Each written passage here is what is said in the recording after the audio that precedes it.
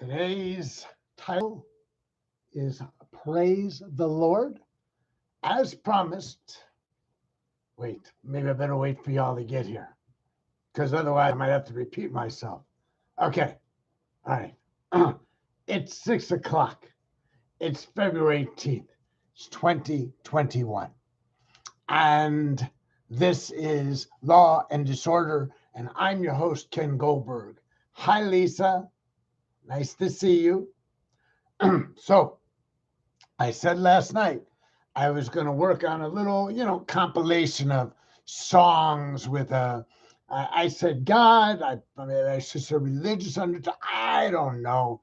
But I think I came up with a swell selection. And by the way, I did it early today. I didn't wait until 10 minutes before I podcast. This was slightly planned. No, please stop. No, you need not. No applause. Thank you. I'm just putting it out there that I actually orchestrated the links hours ago. Hours ago. I mean, could have been 10 hours ago. Never before. This is a first in the history of my podcasting. All right. So, yes, I do have electricity. Everybody here doesn't have it, but I do. If you don't, I don't know what to tell you. Thank you, Joan. See, Joan realizes the magnitude of what I just shared. I prepared something.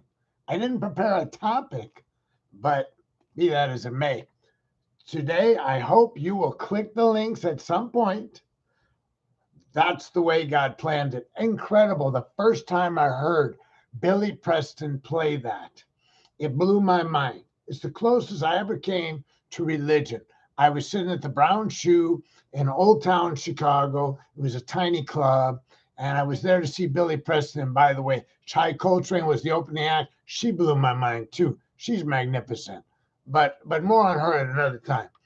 And Billy Preston, he was jamming, man. I didn't know he was really primarily gospel, but doesn't matter, He started jamming. That's the way God planned it. He was so into it. He got up. He was banging the keys, and I was like, oh, Lord, I can feel it, I mean, that's the way it was. Anyways, day by day, Godspell. I don't even know what I have no clue what they're really saying, but I knew it, because Godspell is in the name of the play.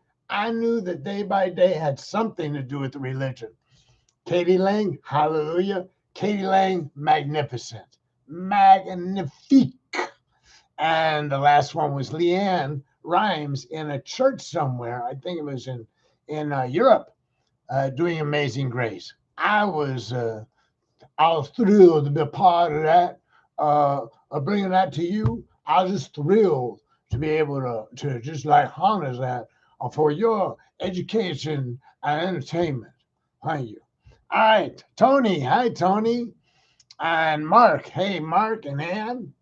And whoever else is out there. Doesn't really matter because I can't see you, but I can see if you comment. So feel free to comment. So listen.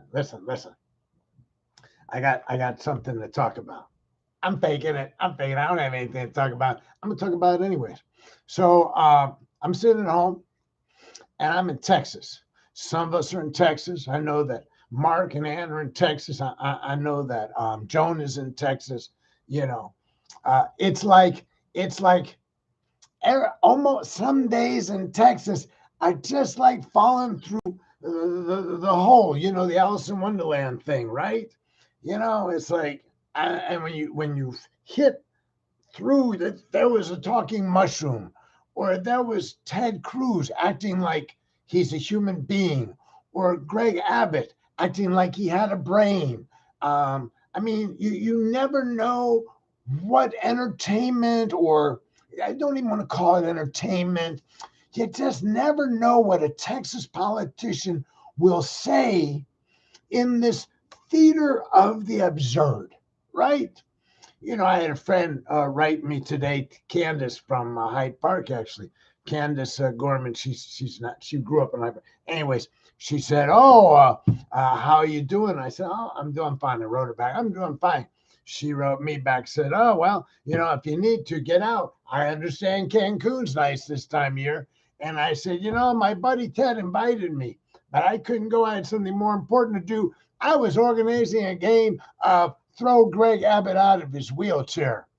That's what I was busy doing. So, and then I'm part of this Democratic organization.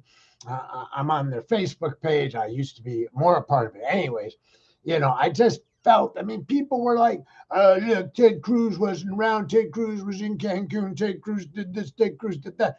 It's like Trump, man. Here's my personal opinion. I don't give a damn what Ted Cruz does. There's nothing he will do that's good. If Martin Luther King laid hands on Ted Cruz and Ted Cruz beamed suddenly and said, I got it. I'm going to work for democracy the rest of my life because I have been touched by, I wouldn't believe a freaking word he'd say. And so the only real attention that Ted Cruz gets from me is, who's your opponent, baby? Who's your opponent? Because whoever it is, I will have to do something, give money. I don't know, but all I know is Ted Cruz it's just, he's phlegm. He's phlegm. Well, you know what phlegm is. Don't make me describe phlegm. But when you look at Ted Cruz, you should be thinking phlegm. All right. Lisa says, Jenny said, revulsion. And Lisa says, as a native Texan born here in Dallas, I'm sickened and appalled at the behavior of leaders. It is disgusting. And she says that Ted Cruz is a vile human. Hi, Chris and Becky, Ginny, Debbie, everybody. I'm not going to give a lot of airtime or mental time to Ted Cruz. He's really, he's done everything he can to prove to liberals that he has nothing to offer us at any time for any reason, right? So that he was in Cancun, I guess it's important to note that he was in Cancun, just in case there's somebody that might be considered themselves Republican who think, oh, I can't believe he did that. Because that's what Ted does, man. That's what he does. It was like 4 years of people waking up and going, did you see what Trump did? I didn't think anybody could go that low. And then my response was, why didn't you think he could go that low? What did he do? What one day in office did he do that you would ever have thought, well, we've reached bottom now? No. And it got to be the theater of the absurd. It really did, with people trying to denigrate. It got so we were talking about his hair, his wife, his kid. We were so fed up with Trump that we began to look ludicrous, criticizing him for walking on the left side of Melania instead of the right side, not holding his umbrella. Listen, the dude was a cad. He was he was immoral. He was possibly evil. Why do we wake up surprised, right? You know what's surprising is the way the Democrats tossed Al Franken to the curb for a joke photograph that didn't even involve anything of any magnitude whatsoever. That's sort of surprising me that we so callously, by we I mean liberals, so callously will exercise this cancel culture that you've heard about. In one regard, the Republicans have a legitimate complaint about liberals, and that's this cancel culture, this striving to be politically correct. Thank you, Ginny and I'm sorry, Rose. Both of you have said something about my shirt. Thank you, I like it. Lisa says Cruz and Trump are cut from the same sociopathic cloth, but this cloth is not that same cloth. This is not sociopathic cloth, by the way, but it is a nice T-shirt. Thank you. Gina Carano was an MMA fighter, and Gina Carano goes and becomes, I haven't seen it yet, but she's a figure in The Mandalorian, which is a Star Wars thing series. And Gina Carano is she's an MMA fighter. She's very pretty. She's seemingly smart. She's managed to go from fighting in the ring for a fairly short period of time to a movie career, which I'm sure is more lucrative and she'll last longer. Here's the thing. She made some sort of comparison with the cancel culture to Nazi Germany and the Nazis, suppressing speech. And anyways, Jews are up in arms. We not just Jews, but people go after Gina Carano as though somehow she is now a spokesman for, the Third Reich.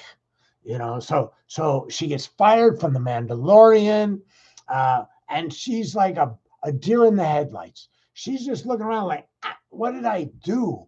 How did I get myself fired? I'm just doing what I do every day. I'm tweeting. I'm pro-Trump. I'm right-wing conservative. But every right-wing conservative Trumper is not out to kill us, is not out to destroy the fabric of our society or our democracy.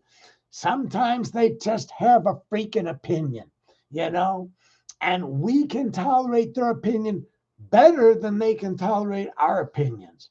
Okay. So I'm really down on the cancel culture. Like I said, if you want to tout Ted Cruz for being in Cancun right now, then do it.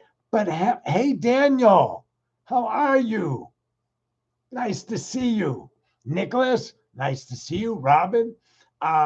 So listen, when if you want to tout what Ted Cruz is doing, please structure it in a way that people that are seeing it understand that all you're trying to do is amplify it in the hopes that maybe somebody besides a Democrat will have their mind changed. Do you think that if you show me Ted Cruz lounging in his swimsuit in the sun, far away from Texas, in the midst of this catastrophe, that I was going, oh my God, I can't believe Ted Cruz would do that. Of course, I believe Ted Cruz can do that. Listen, Trump golfed in the middle of a pandemic. He golfed persistently and consistently in numerous crises. What do you want? For God's sakes, people, get over it. We should just, listen, if I've got a chance to throw Trump under the bus, I will. I'm going to do it. I'm not saying we don't note some of the more absurd things, but don't act shocked. That's what bothers me. It's this whole like, who would have thought? And I'm like, if at this point you have to say to yourself or to me, who would have thought? And you're referring to Ted Cruz or Josh Hawley or Trump or any of those people, Marjorie Taylor Greene, whoever, then my God, man, I have to maybe look at you and say, well, take your head out of your ass and look around and maybe you won't be so surprised. Of course, Chris, of course they do the same thing. The cancel culture, but I guess I should have been more specific. The legitimate criticism that the right can aim at the left frequently is we are participants in the cancel culture. I'm not excusing that accusation. I'm not excusing their participation on the other side of the cancel culture. It's really irrelevant. Look at ourselves. Don't this persistent glancing and saying, what about? They do that. We don't need to participate in the what about, right? When we talk about January 6th at the Capitol building and they say, what about George Floyd? We need not get sucked into that. We need not to even do that.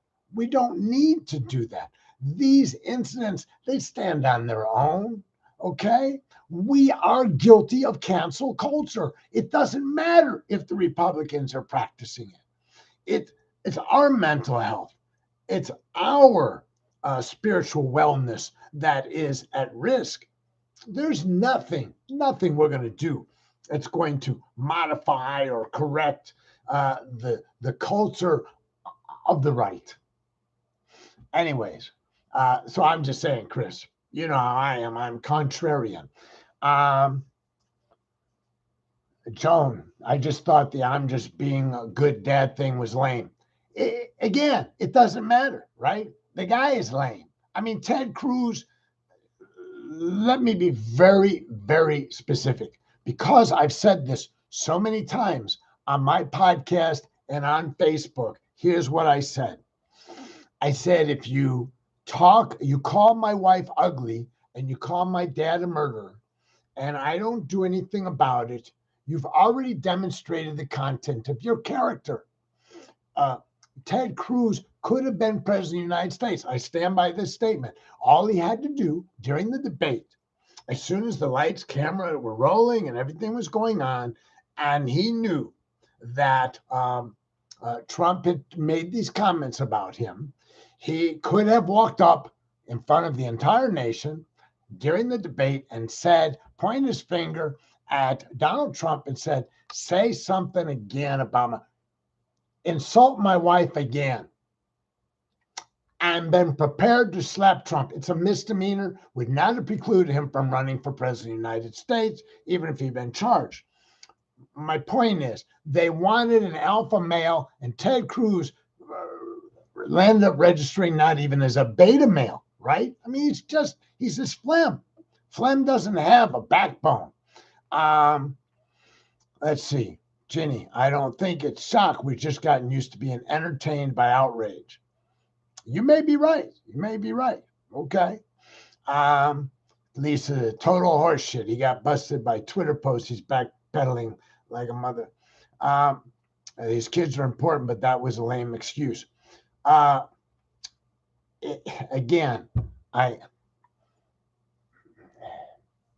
Lisa says he got busted by Twitter. I don't know if that's what caused this. Again, if you know Texas politics, if you know where Ted Cruz stands on anything, let me put this out there and you're welcome to all respond. Let me try this one question. The fuck do y'all care what Ted Cruz does?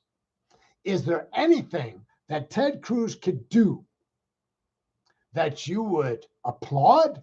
Because there's nothing he can do that I'm applauding, that I can think of at the moment. Here's my point. I said at the beginning, if Martin Luther King Jr. himself had laid hands on Ted Cruz on national TV, wow, healed him, right? And Ted Cruz had had an epiphany in front of the entire nation. And Ted Cruz had said, I have seen the light. And from that day forward, espoused democratic principles. I wouldn't believe it, and I probably wouldn't excuse him. I'm not a particular person who, despite my Buddhist practice, I'm not in the business of forgiving. What do they say? There's a thing about forgiveness, the domain of God. Anyways, more important are the tons of shivering children without heat, water, food in his home state. His home state would be Texas. Slap Trump, says Mark. He upgraded to business class on the plane while his family sat in the back. And I will applaud if he resigns or dies. So let me back up just a little bit. And say this. I don't care about Ted Cruz, and I didn't mean to make this about him, although I applaud your passion. And when I say your passion, I mean all of you that are feeling some hostility towards him. It's warranted. It's justified. But he's not worth the time he's taking up in your head, okay? If somebody spits on the sidewalk because they've got phlegm, I don't stop to glance. I make a mental note that sounded disgusting. And if I saw it. I do. I react. I'm not a spitter. A lot of men are spitters. I'm not one. Um, I'm I've been able to maintain my bodily functions almost exclusively to myself. Now, it is true that from time to time, I may have something, some sort of congestion, and I may be outdoors, and it may be aggravated by the cold. And when that has happened, I've had to spit. It was unavoidable. Usually, I was on my bike. I looked in my rearview mirror. I looked behind me. I looked to the side of me. I tried to spit when nobody was there.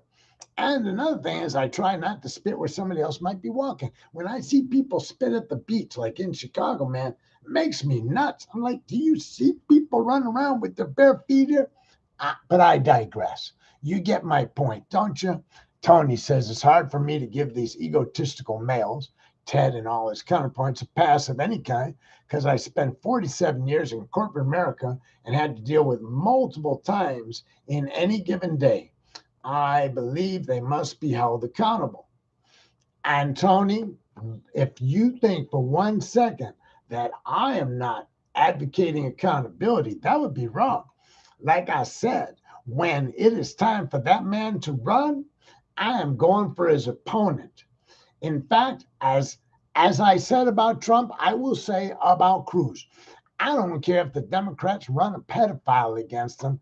I'm voting for the pedophile. If you give me a choice between pedophile and Ted Cruz, I'm going with the pedophile. I don't know why. I can work with a pedophile somehow, some kind of which way. I can't work with a Ted Cruz.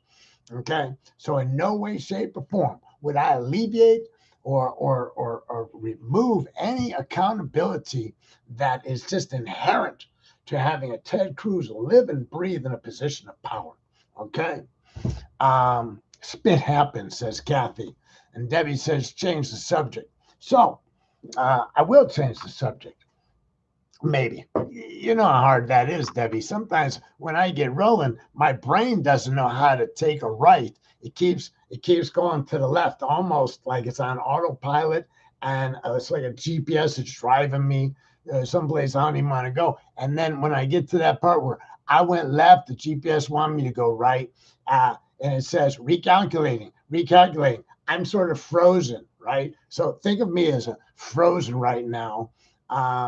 Ginny's trying to shame me. What kind of work, in caps, will you do for his opponent? Most likely, I'll just give his opponent money. Ginny is a stellar Democrat. Works hard at election time. She stands out at the polling place. She knocks on doors. She does everything a good Democrat would do. I am a crappy excuse of a Democrat, but 6 days a week since the pandemic started, I have been here railing, advocating the benefits of democracy and Democrats, and railing against the evil and the destruction of the Republican Party. So think of that, Jenny. In a sense, it's work.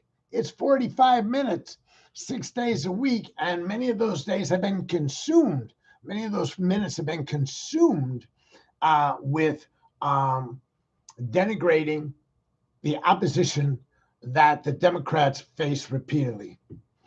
And Debbie, thank you. That's because you're good looking and you look like your mother.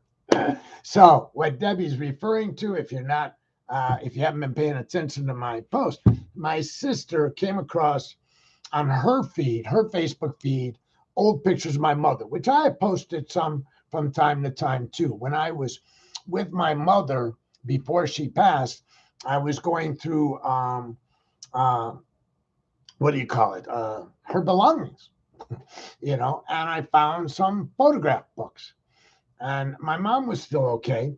And I took pictures with my phone of these old pictures of my parents. And at some point, I've posted a variety of them.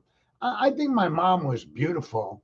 And I say that in two respects. One, as her son, who probably would have seen her beautiful, even if she wasn't beautiful. And then secondly, as somebody who looks at this woman from 60 years ago or so and says, you know, is that a pretty woman? She was, right? I think my mom was really pretty. And I think she looked good pretty much her whole life. Those of you that have seen her, photos of her at 90 or 100, she looked good. So my sister yesterday, she posted a couple of photos of mom way back, right? And so I saw them. So I shared them to mine and made some comments about my mom and said, I got my good looks from my mom. I said that primarily in jest. I don't think I look like my mom. And my sister wrote me, you may have seen it, those of you that know Karen's my sister, and said, oh, that a friend of hers said she looks like mom and she doesn't see it. What do I think? And I said, I don't ever think of any one of the four of us siblings looking like our parents. But logically, it's probably true since that's the way children do. Children look something like their parent.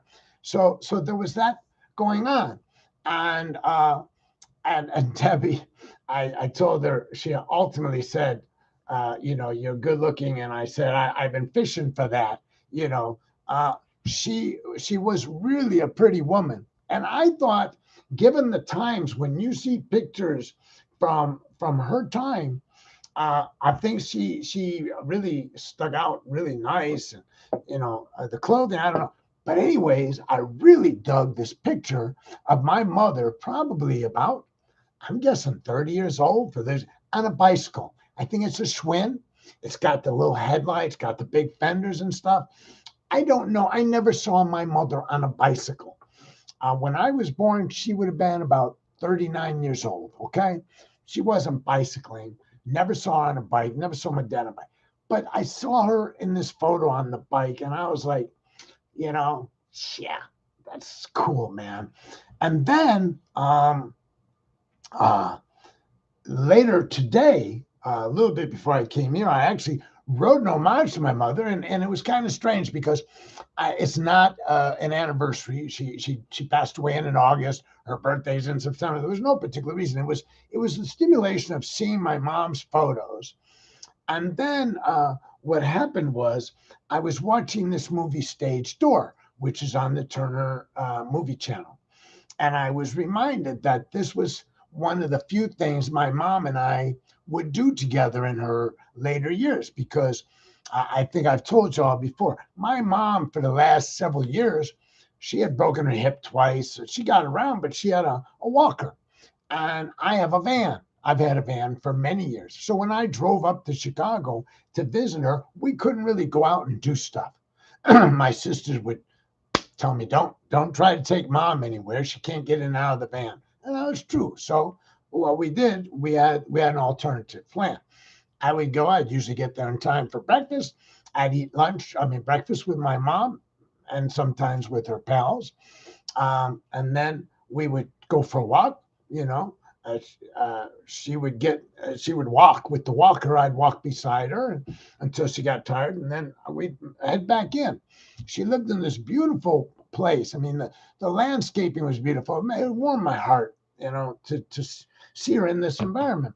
Then we would go up to her apartment. We probably would have lunch, and then we would watch a movie on the Turner movie channel. And the reason I would put on the Turner movie channel should be obvious. My mother was good with new movies. Don't get me wrong. My mom went to the movies all the time with my sister. But for her to be able to watch an old movie, it seemed to be just fine, And the alternative at 3 o'clock in the afternoon, there's not a lot to watch. I mean, you got reruns of this and reruns of that, Friends or whatever.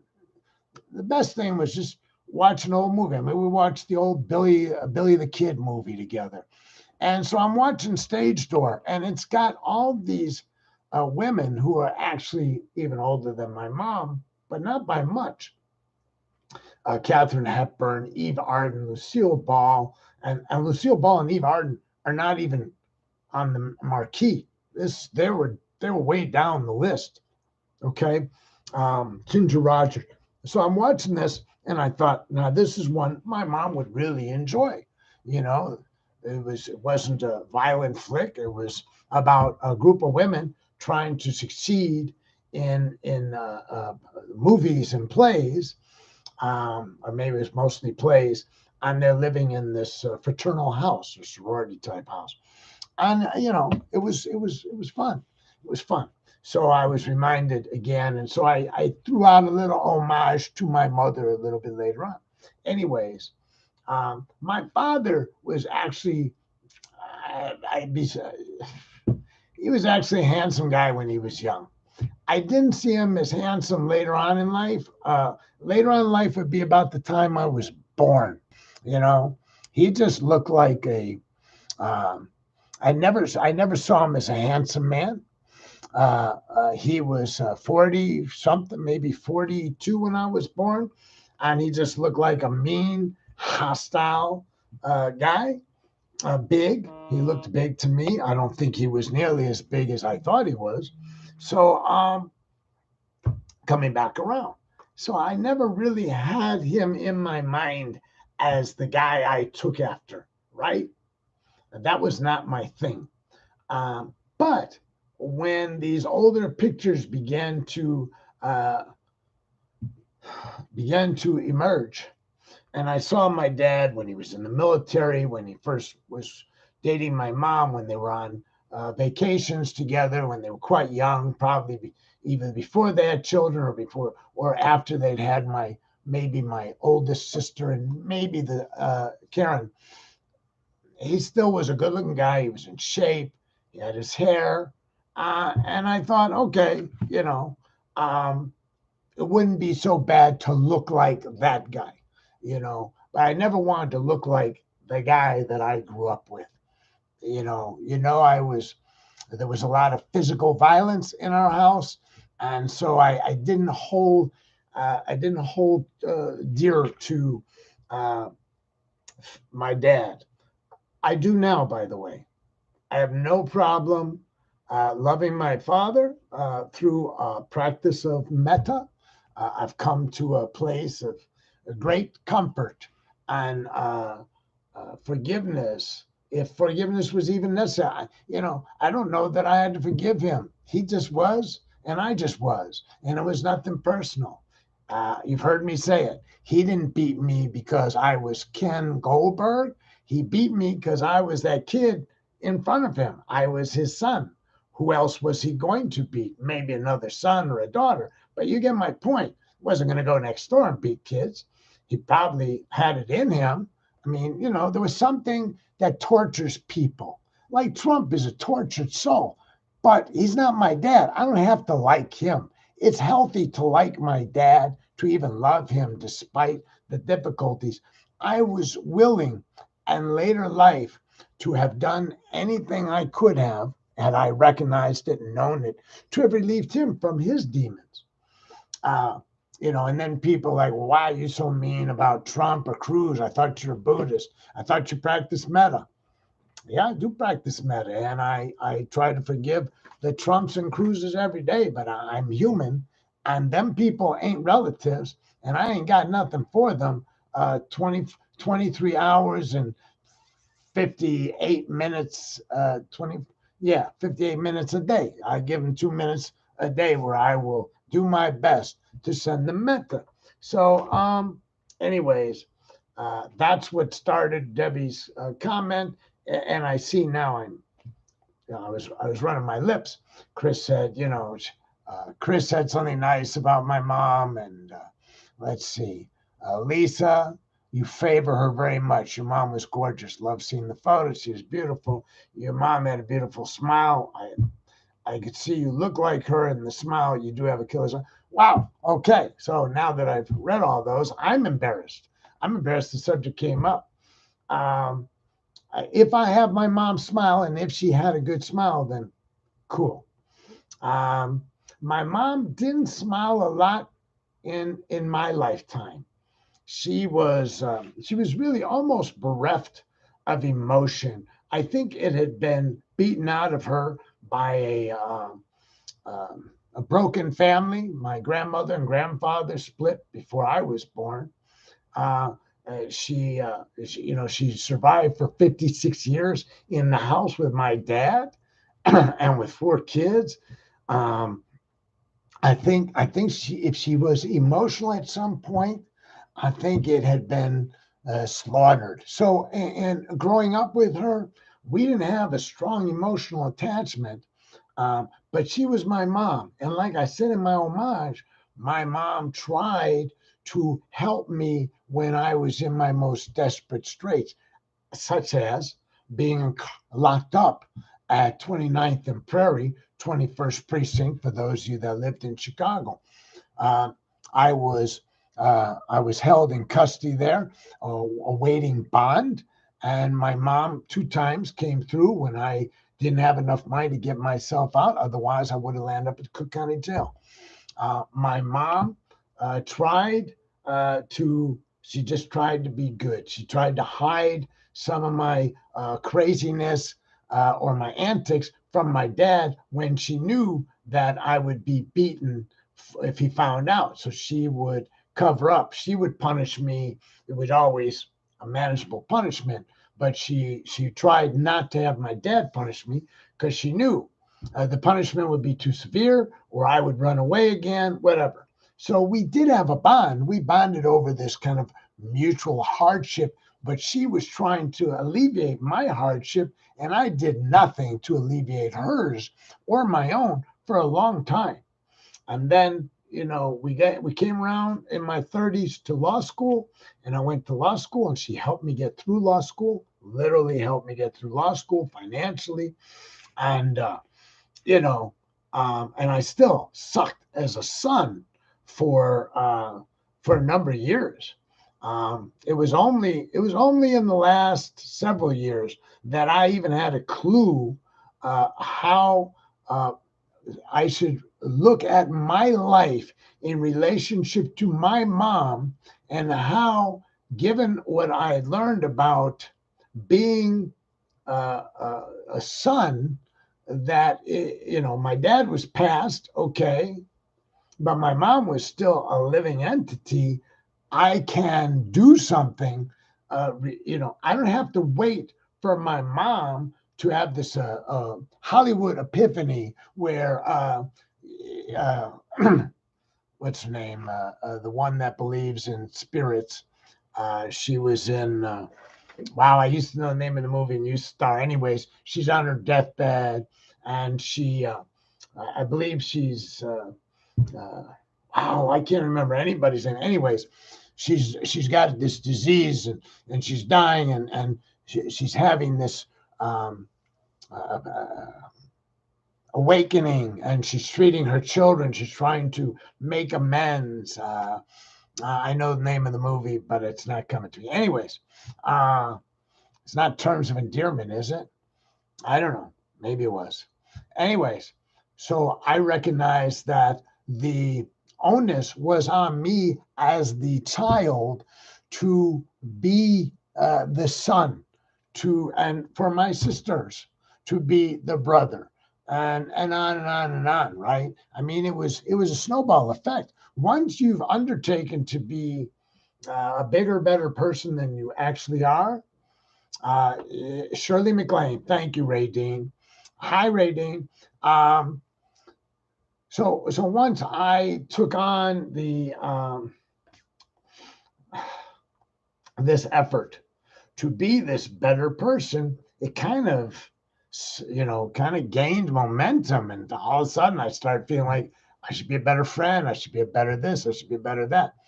I am not, by the way, encouraging a single person outside of me to do anything different in relationship to your family, your parents, your grandparents, your children, your siblings. I'm just reporting to you that it's at a point in my life, um, I had to do something. But I'm the guy who had to listen to his mother in his teenage years, listen to her one time, literally screaming and crying into the phone, please come home for God's sakes.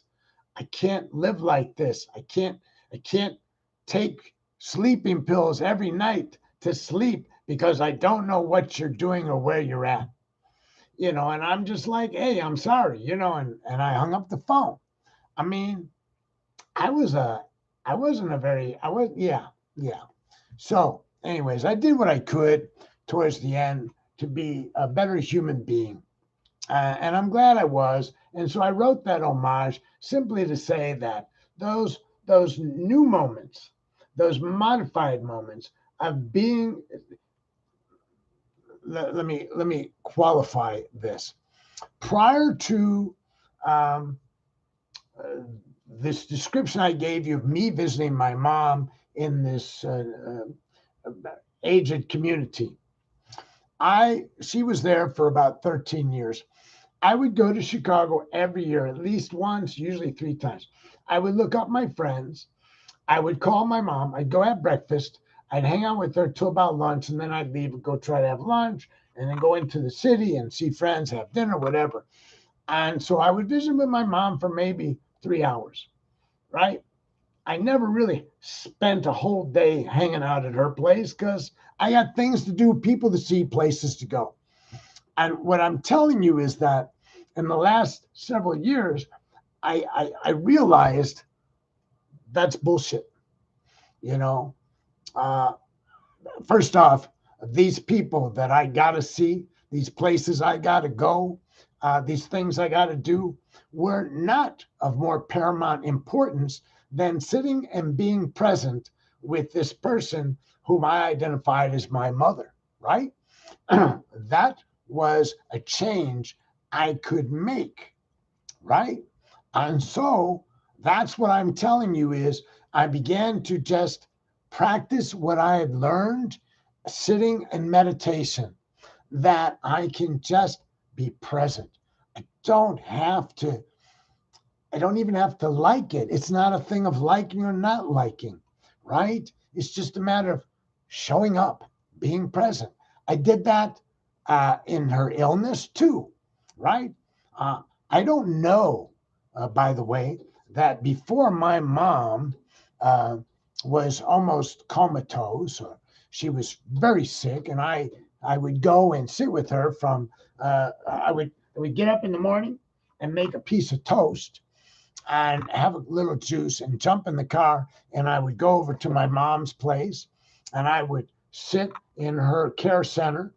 I would usually get there about the time they were bringing her breakfast, and I would leave sometime after they brought her dinner, about till about 7 o'clock, and then I would leave, wash, rinse, repeat, and I would go back.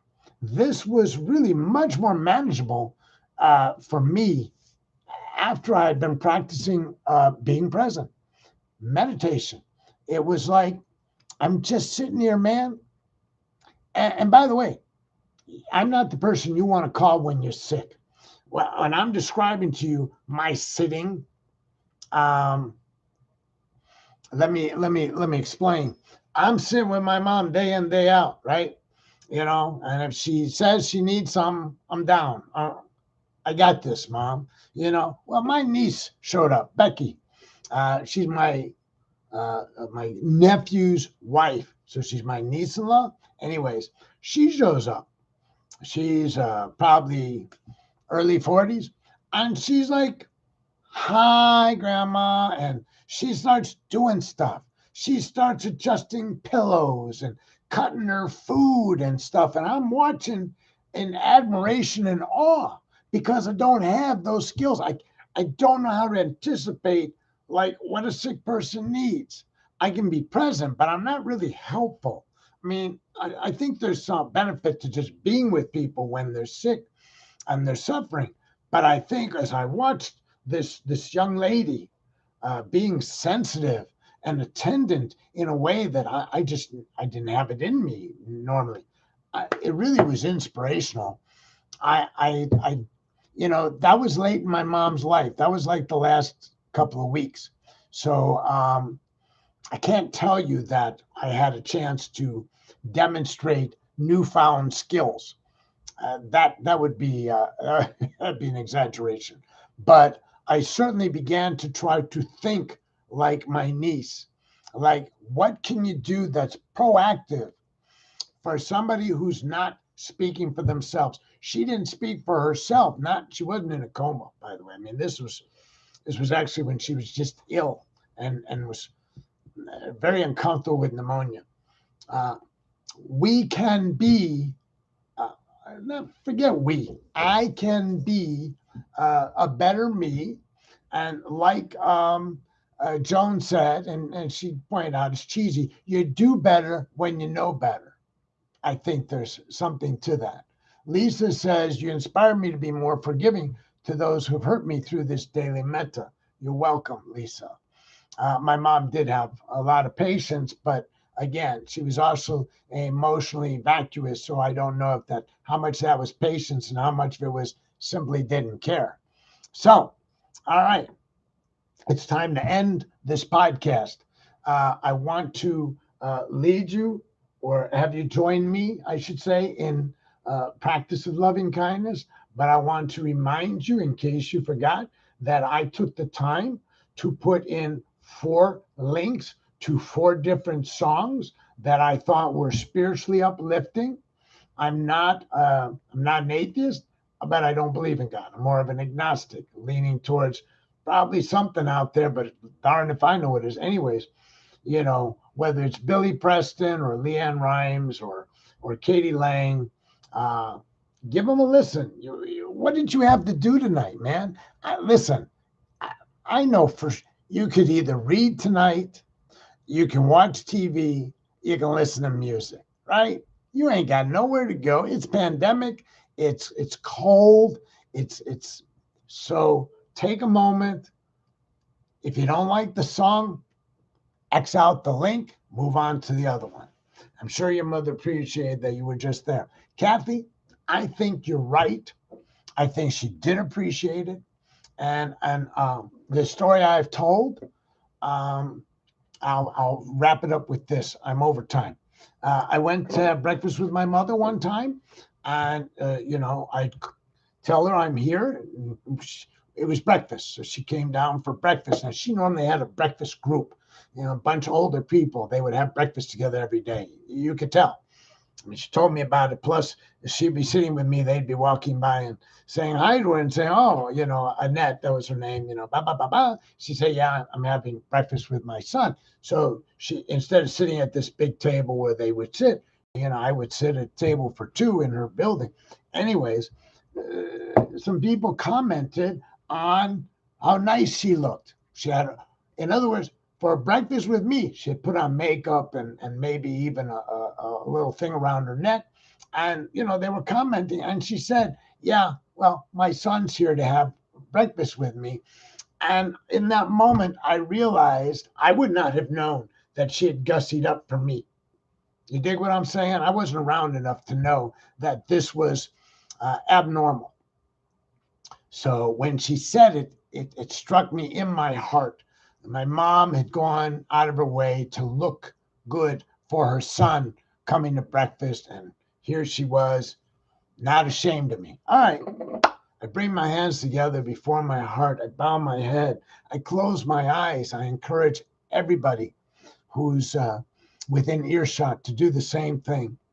You can think of it as prayer. I don't. I think of it more as a meditation. But here's how it goes. May I be happy, healthy, and free from harm. May I be free from anger, anxiety, and fear. And may this practice lead me to a life of greater peace and comfort. Footnote, it has. May my mother and father, wherever they may be, and all my family and all my friends, may they be happy, healthy, and free from harm. May they too find the path and the practice that leads them to greater peace and comfort. May those persons I have ill will towards for whatever reason, whatever resentments, let me set them aside in this moment. May they be happy, healthy, free from harm. May those persons be living their lives, peace, comfort, and even joy. And may all living beings, wherever they may be, If you've not joined me yet, join me at least in this one thing: to send out loving kindness and goodwill throughout the entire universe so that all living beings, humans and non-humans, would know to be happy, healthy, free from harm.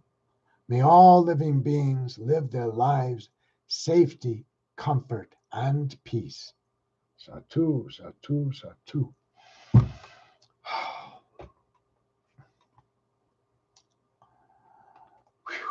Sorry. Thank you, Rose. Thank you, Joan. Thank you, Kathy, Mark, and Ann, and Lisa, and Rose, and Rachel, and Ginny, if she stuck around, and Radine, and Kathy, and Debbie, and I don't know who else checked in. Tony, if she stuck around, and Robin, if she stuck around, and Daniel and Nick, if they stuck around, Chris and Becky, and y'all the best, man. Thank you for listening to me ramble on about me and my mom. But you get what you get when you show up. And I give what I got when you show up. Namaste.